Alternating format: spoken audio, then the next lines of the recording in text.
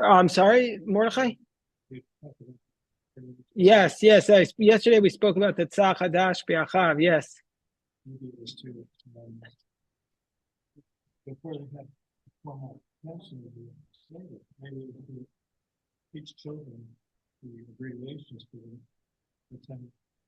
Yeah, you're absolutely right. That's probably the most logical answer is that it wasn't written down, and not only children, also older people sometimes forget things. And this would be a good way of remembering it by doing this technique. Otherwise, if I asked everybody here to name the 10 plagues, pretty sure we can probably name most of them, but there might be one we're missing, one or two we're missing. And so this is the Tzach Hadash B'Achav, not only tells us how to remember it, but it also tells us the order in which it's recorded. But there's one more paragraph that I especially wanted to focus on, and it catches my eye, and it says, it's at the beginning of the Seder. Before we go in, most of the Seder is a midrash on the passage in the Torah, which is the Bikurim. The first fruits are brought, and you come and you make a declaration. And most of the Seder is a midrash on that. But before that, we have the paragraph that says, "Stay ulamad." That's okay. That's okay. It says go up, and this is maybe like another kind of beginning to the Seder, and it's called and so it says Stay Ulamad. It's basically towards the middle of the Maggid section in your Haggadah. It says go out and learn. Ma bikesh Lavan Arami Sol Yaakov Avinu. What did Lavan the Aramean, speak to do to Jacob our forefather? Sheparo lo gazar el al Paro only made a decree on the males. The Lavan bikesh lakoret hakol, and Lavan sought to destroy everything. So this is an interesting phrase because all of a sudden we're attacking Lavan. He's not really primary to the story. The story is about Pharaoh. I mean, nobody writes children's songs in nursery about Lavan. All the children's songs are about the wicked Pharaoh. And Lavan is also his mishpocha. He's the father of Jacob, and he's the grandparents of all the grandfather of the Shvatim. And all of a sudden, we're equating him with Pharaoh. So, and let's just go back a little background on this, and then we'll go into a little depth. So, this passage was clearly included because the next paragraphs we start talking about Lavan, about how an Aramean tried to destroy my father, and so all of a sudden, where is he coming from? So why? It gives us an opening to introduce this paragraph. But does anybody know where else this passage appears? This idea that Lavan was worse than Pharaoh, that Lavan was worse than Pharaoh. It's nowhere in the biblical text. Does anybody know where this source appears? This is unique to the Haggadah. It doesn't appear anywhere else. This is unusual. Usually most of the Haggadah is taken from someplace else. This is unique. So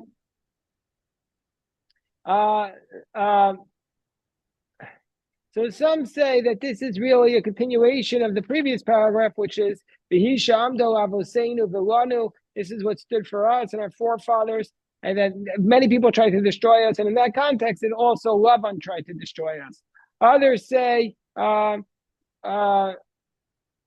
this is that. So some view this as the combination, as the return, as the continuation of the previous verse, and others view it as the introduction to the next verse. But the phrase that I'm very taken by is this phrase, go out and learn.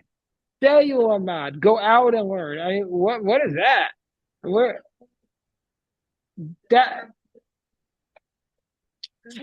So we have the same thought process there. This is nowhere, their source does not appear anywhere else. And it's only here in the Haggadah, and we don't know who wrote this. We don't know who wrote it, but it was obviously one of the authors, one of the great geniuses who wrote this Haggadah. Somehow this was written and added in, but there's no other reference to it in any other source in our tradition, and so it's unusual. And this phrase "Stay ulamad" is very unusual. Normally, we would say Tashma, come and hear, come and see, go out and learn. Mishinata, you have to teach. But where do we see this phrase "Stay ulamad"? And so I have here about this phrase, go out and learn, around 8 different explanations. And then we can discuss, how are you doing there? Amazing. Come on in. We're studying the Haggadah. Baruch Hashem. Baruch Hashem. Take our Haggadah there. I don't know if that's a good one. Whatever one you want. Whatever one you want, Yossi. I was looking downstairs before everybody came in Rabbi Ben Mintz's library in the basement. I try not to stay down there too often because it feels a little with breathing. But whenever I think about that, I'm like, well, his wife is still alive. Harriet is still alive, and Ben lived to 90 something, right? So I mean, that's good case studies right there that it's fine. But anyway, it's very dusty. So we're studying the passage, Yossi, of Tzei Ulamad. What does it mean? And then after that, we'll discuss why is Lavan worse than Paro. The Haggadah's answer is that Paro tried to kill only the males, but Lavan sought to kill everyone. Well, I would push back on that and say Paro actually did kill the males. Lavan didn't kill anyone. So why is the Haggadah saying that Paro is worse than Lavan? Maybe just because you didn't get away with it doesn't mean you're a good guy, I guess. Colby, there's right here is a chair next to me. You can sit here in peace. There's Haggadah. Beautiful, Colby. So let's look at this phrase, Tzei ulamad, come and learn. Go out and learn. What do you think is that means? So the Rashbat and the Ri al Achadav say it should really say if you would follow the language of the Talmud, it shouldn't say go out and learn, but it should have said come and hear. Come is more. So what's going on here? So Rashbat says that this is just like a normal way of speaking, but to my mind, it's more forceful. It's like the mission of the Haggadah is this is for too many people. The Haggadah is the night of study the whole year. But it should not be that. It should be the impetus to more study. The impetus to more study.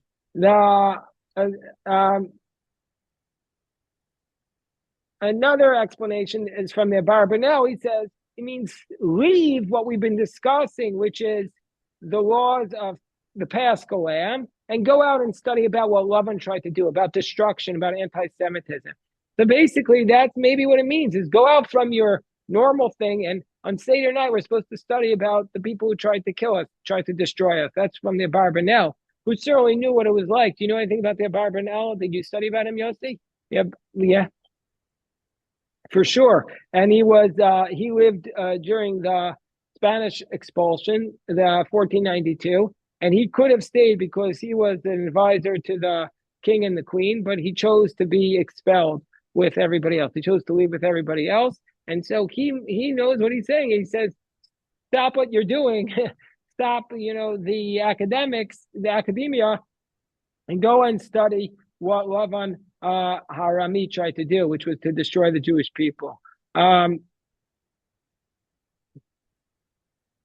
question is, why does it say go out and learn and not go out and see? Because that's what the Talmud says typically, Tal Chazi. So, and he says because the idea is here that it wasn't obvious in the text of the Torah. It was just not just, but it was it's something you have to study and derive in order to get it. And so that's the idea. Yes, Aviva. Yeah, what does she say? She talks about this, Erica?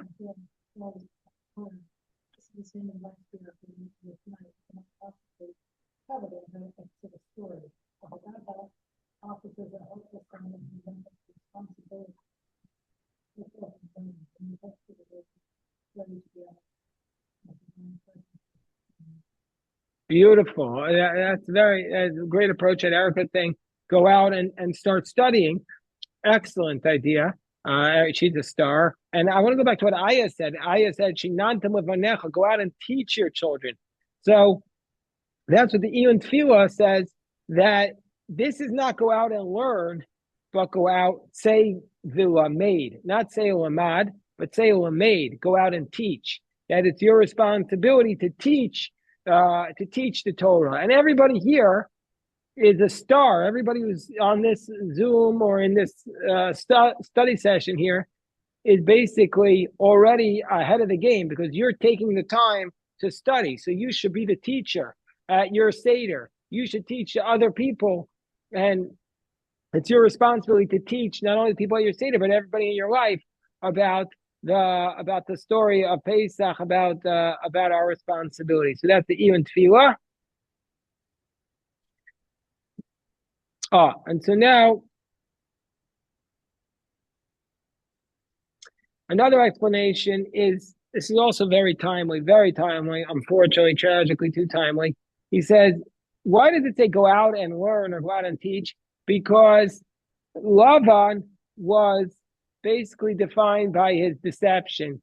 He was filled with guile and trickery and lies. And so therefore, Chazal was saying that it's your responsibility to publicize the truth. I feel like we're living in a world where truth doesn't really matter to people anymore. Everybody's just saying like straight out lies, and people don't even believe what everyone's saying. But the Haggadah is saying it's your responsibility to not say, oh, truth doesn't matter. Your responsibility, go out and learn the facts. Go learn the facts. And that's our responsibility. Go out and learn. Go out and learn. Two more explanations about this. One is from the same commentary. He says that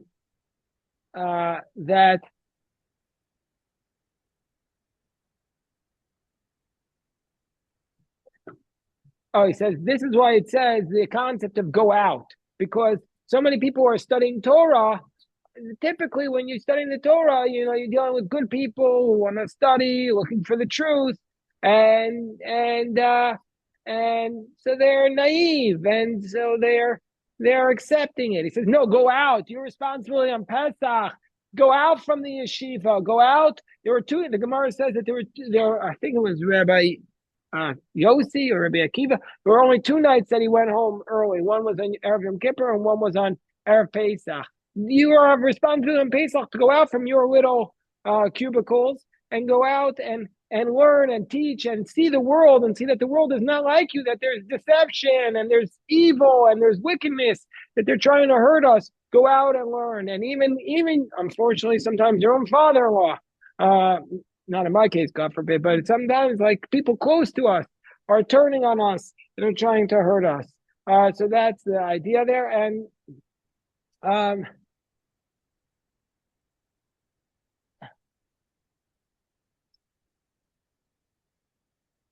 okay, so now let's talk a little bit before we go into something else.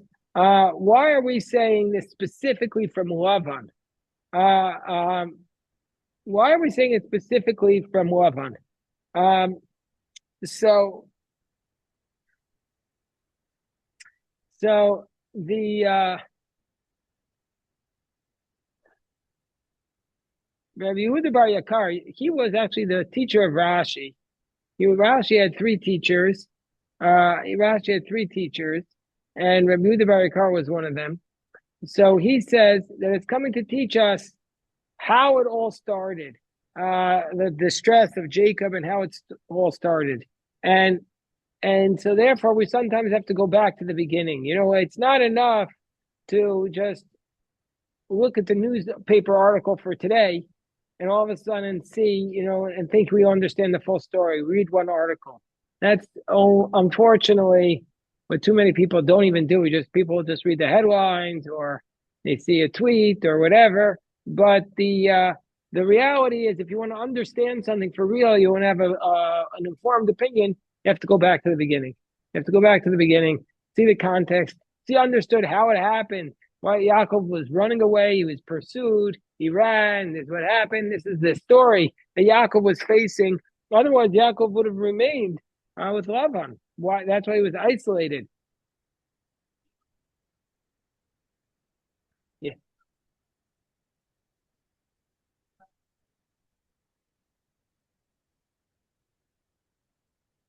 Maybe, I mean,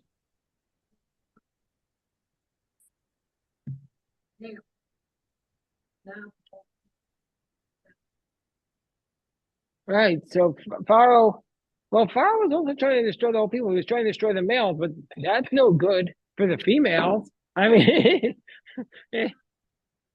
I might think it's even worse. If I was a female, I wouldn't want to be with Pharaoh. I wouldn't want to be with Pharaoh. I'm not so. I don't know. I take it. Hello, Ezra. How you doing?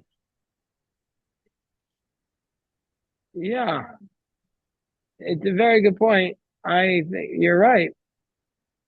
Um. Let's see. Yeah.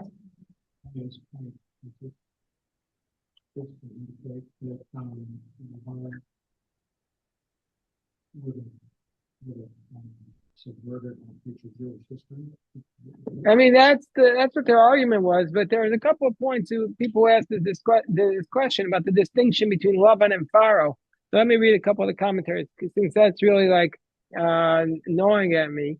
I don't know if it's gnawing at you, but it's gnawing at me. Like all of a sudden we're comparing Laban to Pharaoh. I would have thought there were other people who we would have brought in to talk about who tried to hurt us, like Laban. I would have thought that they could have brought in Esav, that they could have brought in um, that they could have brought in. Um, how you doing, Elia? I'm coming here. Have a, have a, take the Haggadah, Elia. Hello, Eric. I would have thought they could brought in Asaph. They could have brought in Amalek. Like, why Lavan of all the? Eric, here's what we're talking about. The Haggadah says, go out and learn from what Lavan tried to do. Lavan was worse than Pharaoh. And it seems like Lavan is a strange villain for the Haggadah. Well, there were other villains, and Lavan didn't even really. Um, what did he do so bad? What did he do so bad? He ran after his son-in-law. He was okay. He wasn't great. He was deceptive in business. But what's the evidence that he was trying to kill Yaakov? What's the evidence for that? So so let's look at a couple of commentaries on that. First of all, we could go back. Why do we say that Pharaoh only made a decree about the males? The verse says that Pharaoh wanted to destroy us on Harik Harbi Torishemi Yodi. So the commentaries say Pharaoh, when it says Pharaoh only wanted to kill the males, that means Pharaoh wanted to only kill Moshe and Aaron, those two males. But Lavan was trying to kill everybody. But he wanted the younger people to enslave them more. That's one explanation. So, okay, let's go back to this question. What's the evidence that Lavan wanted to destroy everything? What's the evidence of that? Is there any evidence? And this is, I think, this will inform us for our own lives when we see it. So it says that Lavan said, Yesh el yadi la'asoti machem ra, meaning to say that his intent was to kill everybody. So they're explaining to us that that's what Lavan really had in his mind when Yaakov was running away. His intent was to kill everybody. And so since he intended to do it, we're viewing it as though he did it. This was his plot. His plot was to kill everybody. Yes. Including his daughters. Yeah. Right. So our chorus Seth says, yeah, maybe that's what makes it even worse. Says that he was going to kill even his daughters. And this is okay, it's so easy to make comparisons to the modern world, and you don't want to make ones that are too facile. But the Iranian regime was not only so evil that they were attacking other states, which is terrible, obviously, but they slaughtered their own people. They slaughtered their own people, and I think that's where, no matter what anybody says, that's where you lose legitimacy in the eyes of the world. If it's just another state, fine, but when you slaughter your own people by the thousands, that's maybe what was so horrific about what Lavan did. That he was ready to kill his own grandchildren, his daughters and his own grandchildren. The Ayah pointed out the word la'akor is in modern Hebrew to uproot, but the Haggadah says that la'akor in gematria, the numerical value of la'akor, is le'esav. Gematria is always there to highlight a point, to bring up a point about something that we might have missed. And that's what the Gematria is trying to show us. And what the Haggadah is saying is that Lavan made an alliance with Esav. That's what Haggadah is saying, that Lavan wrote to Esav and he said, Yaakov stole everything from you, and he took his daughters, and so therefore he's the one who sent a message to Esav to come and pursue Yaakov. So this is the Chiddah's Chiddush, that this was the alliance. He's the one who sent the alliance between Lavan and Esav. I never thought of that before, but somebody had to. Okay. Yes. Lavan wanted to kill. Where does it say that Lavan wanted to kill Yaakov and his children? So the Midrash says it on the verse, chapter 31, verse 29, where it says, that his intent was to attack them, that his intent was to kill them. That's the concept here. We're talking about this idea here, Baruch Hashem, as we come closer. Again, this idea is, why was Lavan worse than Pharaoh? And so, again, what we're coming up with here, what the sources are saying, is that Lavan was worse because he intended to do worse things. We usually only really take the crime more seriously, if the action happened, not if you just had the intent and it was thwarted. I mean, we do take it seriously if you had the intent, but the Torah is saying, but the Haggadah is saying that Lavan is worse. So yes, for everything by chasing after Yaakov and his daughters and attempting to kill him, attempting to kill them all.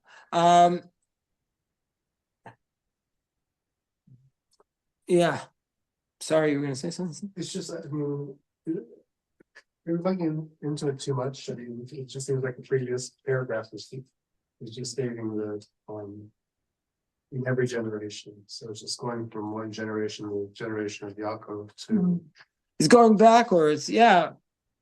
Even in Yaakov's time, even before we were anything, they were trying to kill us. That's interesting point.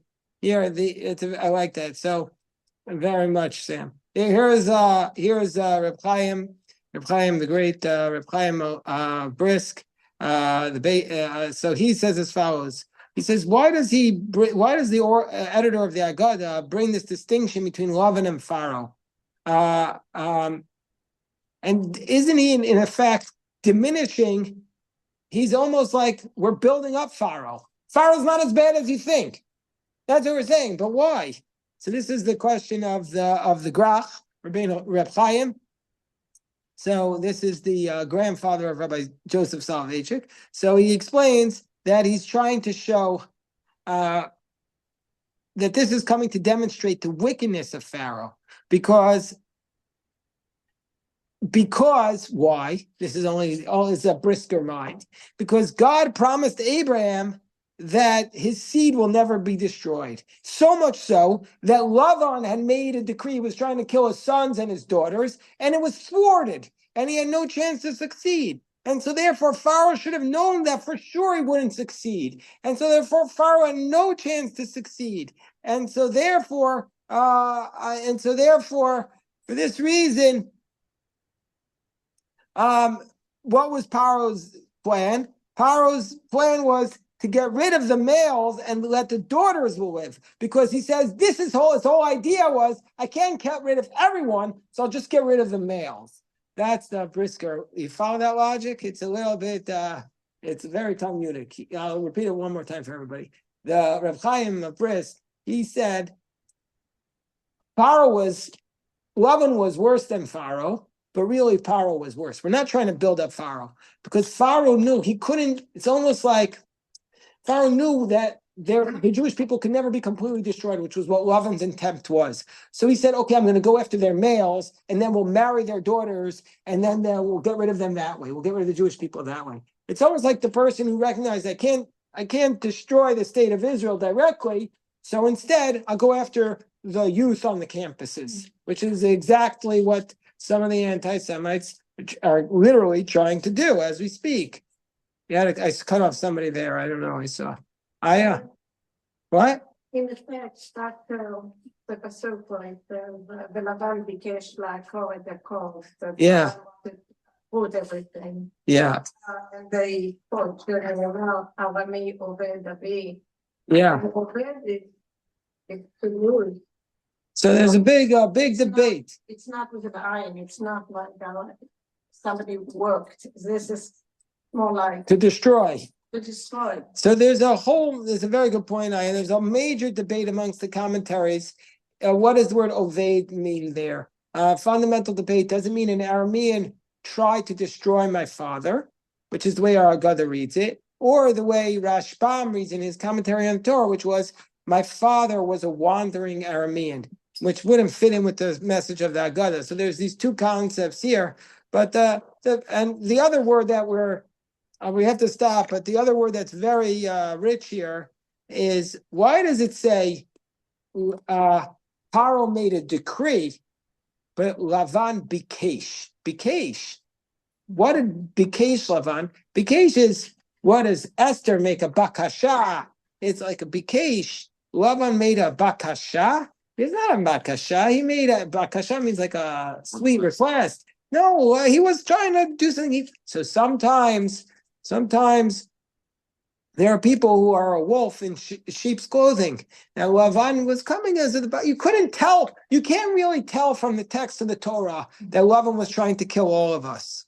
But that's what Haggadah is saying. We have to be on guard against that too. I'm sorry to say that all these passages from the Haggadah are evergreens. Do you know how many, we've been reading this Haggadah for 2,000 years, never a truer text was there. Was there ever a truer text than these words here? They apply in every generation, and I feel like they're written for us today, right here, right now. So Baruch Hashem, we'll dive in Mincha now, and Marav, then we'll do Daf Yomi, and then we'll meet again in a couple of weeks, because Baruch Hashem, I'll stop the recording for this, at